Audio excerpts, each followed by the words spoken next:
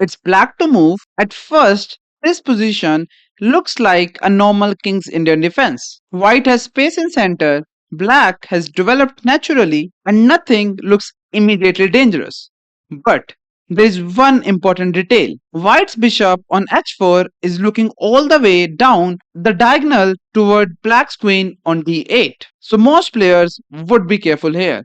They would move the queen, defend the queen, or play a quite improving move. But Kasparov does something much more shocking. He plays knight takes e4. And now white can simply take the queen. This is exactly what Kramnik does. Bishop takes d8. So why would Kasparov allow this? Because he had seen something deeper. White wins the queen, but black gets pieces, activity, and long-term pressure. This is not a queen sacrifice for immediate checkmate. This is a queen sacrifice for domination. Now let's go back to move 1 and see how Kasparov built this idea. Hello everyone, welcome back to Queen Sacrifice Legends, episode 26. I am Aniket, an Arena International Master. Today's game is Vladimir Kramnik versus Garry Kasparov, played in Munich in 1994. Kramnik was already one of the strongest young players in the world. Kasparov was the world champion and one of the most dangerous attacking players chess has ever seen. This game is famous because Kasparov sacrificed his queen very early, but he did not sacrifice it for a quick checkmate. He sacrificed it for activity, coordination, and long term control. If you enjoy classical attacking games and queen sacrifices, subscribe. Now let's start from move 1. The game begins with e4, knight f6, c4, g6, knight c3, bishop g7, e4, taking a center, d6, stopping e5, knight f3, castling, bishop e2, e5, striking in the center. So we are in the King's Indian defense. White takes space in the center with pawns on d4 and e4. Black allows white to build that center, but black plans to attack it later with piece activity and pawn breaks. White plays d5. This is very typical. White gains more space and closes the center. Black now needs counterplay. So Kasparov plays a5, again stopping pawn b4. White plays bishop g5, simply making a pin on the queen. Pawn h6, bishop h4. Now keep an eye on this bishop. From h4, the bishop looks along the diagonal, and on d8, the black's queen is sitting. This detail becomes the key point of the entire game. Black continues with knight a6, simply developing.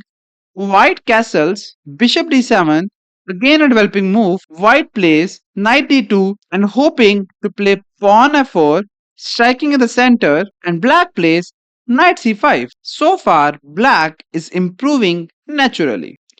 The knight comes to c5, attacks the center, and starts putting pressure on white's position. White plays b3. And now we reach the famous moment. Kasparov plays knight takes on e4. This is a queen sacrifice. White accepts, so bishop takes d8.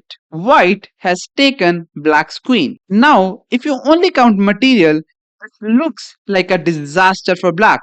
But Kasparov had calculated the full idea, and black plays knight takes c3, attacking the queen. So black wins a piece and damages white's coordination. So queen has to go on e1, otherwise he might hang the bishop on e2, and now black recaptures with rook takes d8. Let's understand what actually happened. Black gave up the queen, but black won white's bishop, white's knight, and a central pawn. More importantly, black destroyed white's coordination. White still has the queen, but the pieces are awkward. Black has no queen, but black's pieces are active. That is the main point of the sacrifice. The queen is powerful only when the rest of the army can help it. Here, white has the queen, but black has activity. Now, white played rook c1. This looks natural. White wants to bring the rook to an open file and organize the position. But this is actually a blunder. The better move was knight b1 offer a trade, and hope for best. But now Kasparov immediately takes advantage and played knight takes a2, grabbing one more pawn with a tempo. So rook goes back on a1, attacking the knight, and now knight b4.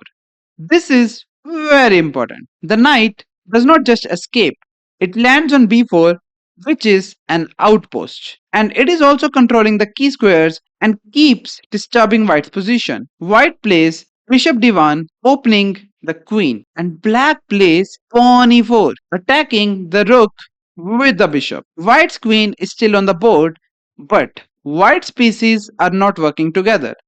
This is exactly what Kasparov wanted. So white moves the rook on b1 to rook e8, defending the pawn, and now the rook enters the game. White plays queen e3, hoping to do something with the queen. Otherwise, white's position is very passive. Black plays pawn f5. This is classic King's Indian play. Black is expanding on the king side and supporting the pawn on e4. White plays pawn h4, stopping g5, and now black plays rook f8, and he's hoping to play pawn f4. White plays pawn g3, again stopping f4, rook a8. Look at black's position. The rooks are active, the bishops are active, and the knights are active. Black has no queen, but every piece has a job. White has a queen, but white is defending. That is the difference. Now, white plays king g2. This is another small mistake. White wants to move the king and connect the pieces, but the king is actually walking closer to the danger. Now, let's pause the video here. It's black to move. Black has sacrificed the queen, so every move must keep the pressure alive. What's a move that brings another piece deep into white's position?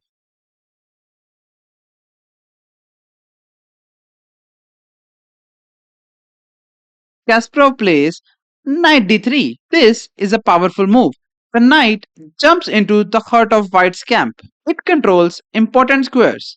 It blocks white's coordination and it makes it very hard for white to untangle. That is why the queen sacrifice works. Kasparov is not relying on one cheap trick. He keeps improving every piece with tempo. White plays rook g1, and now black strikes with f4. This is another strong move. Black wants to open more lines around white's king. So g takes f4, and now there's a rook takes f4.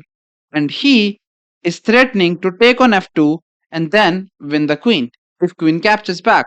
So black replies with pawn h5 and black plays g5, simply closing his king side and making sure the black king stays safe. White plays rook f1, but and now there's a rook h4, preparing for bishop h3, which wins the exchange. The rook swings across the board and targets white's king from the side. So white plays rook h1, hoping to trade the rooks, but now rook f4. Kasparov said, I'm not interested to trade the rooks. So rook f1 goes back, defending on f2, and now black plays rook e f8, simply putting more and more pressure on f2. Notice the pattern. Kasparov is not rushing. He keeps the pressure, he keeps the pieces active, and he keeps white no easy way to coordinate. White may have the queen, but the queen has no clear targets. White finally plays f3. This tries to challenge black's center. Black plays rook h4. Again, the same idea because the f3 is protected 5 times. So that is why there is no point to capture on f3. And here he captured on e4 and now there is a knight f4 check. And he is making sure to not trade the rooks because he wants more and more pieces on the board to win the game. So king g1 and now the another knight joins the attack and played on d3. Pawn e5 hoping to get something here, but now there's a simple knight takes e5. And here rook c1, rook h3 attacking the queen. The rook enters the third rank. This is extremely uncomfortable for white. White's king is boxed in, white's queen is too far from the defense, and black's pieces keep getting closer. White plays knight f3, self pinning the knight to the queen. This was not the best defense. and Kasparov plays pawn g4, simply attacking the knight which cannot be moved. So knight takes on e5, so Kramnik has decided to give up the queen back and hope for best. But unfortunately, black is completely winning and he played rook takes on e3. And now Kasparov got 5 extra points of material. Kramnik captured on d7, and we get this position where Kramnik has give up the queen back. But Kasparov is completely winning now, and he continue the game with knight h3 check, and Kramnik has to stay close to the rook to protect it. So king g2, and now rook takes f1, king takes f1, and there's a pawn g3. But this pawn is deadly. It takes away squares and creates direct mating threats. White plays king g2, which is simply a blunder. And now Kasparov finishes with knight f4 check. And in this position, Kramnik resigned the game. The checkmate cannot be stopped. What's the reason? He has to go back, so let's assume king g1, but then there's a rook e1 checkmate, thanks to the pawn and knight, which are creating an invisible wall. So, if that is not possible, then f1 is possible. But in this position, black can simply play pawn g2 check, king f2, attacking the rook, and now there's a rook h3. And now his threat is rook h1 and make a queen. So he might continue the game with bishop f3 attacking on g2, but now there's a bishop d4 check, king has to move, and the only option king is having is king e1, and unfortunately we can even make a rook because the position is that winning. King d2, rook h2 check, and now the knight and bishop is creating an invisible wall. So bishop goes back on e2, rook takes e2, thanks to the knight. That will lead to simple checkmate. Let's understand why this happened. On move 12, Kasparov gave up his queen, but he did not give it up randomly. He got two pieces, pawns, activity, and constant initiative. This is the difference between material and coordination. Material tells you what the pieces are worth. Coordination tells you what the pieces can actually do. In this game, white had the queen, but black had the position. So that was Kramnik vs Kasparov 1994. If you enjoyed this episode, subscribe for the next Queen Sacrifice legend. And comment below, would you have trusted this Queen Sacrifice against a player like Kramnik? I will see you in the next one.